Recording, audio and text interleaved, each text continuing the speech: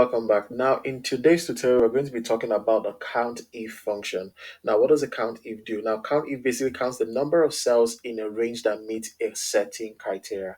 Now, let's assume, for example, you work in a company and you want to be able to know how many times John, who is your staff, may have attended meetings in a month and all of that. We can actually use a count if. So imagine you've got like thousands of rows here.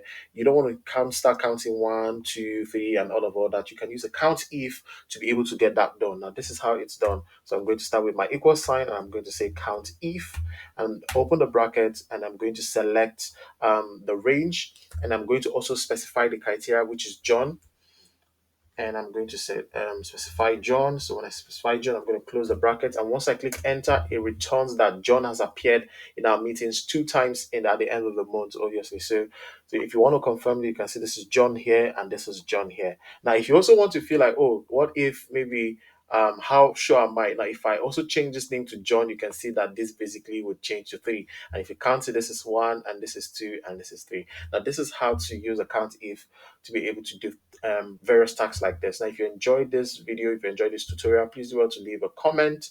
Do well to leave a comment to say I enjoyed this tutorial. And if you've got any questions you'd like to ask, please do well to also drop them in the comments. And do not forget to subscribe, to like, share, follow, and comment. And I'll see you in my next video.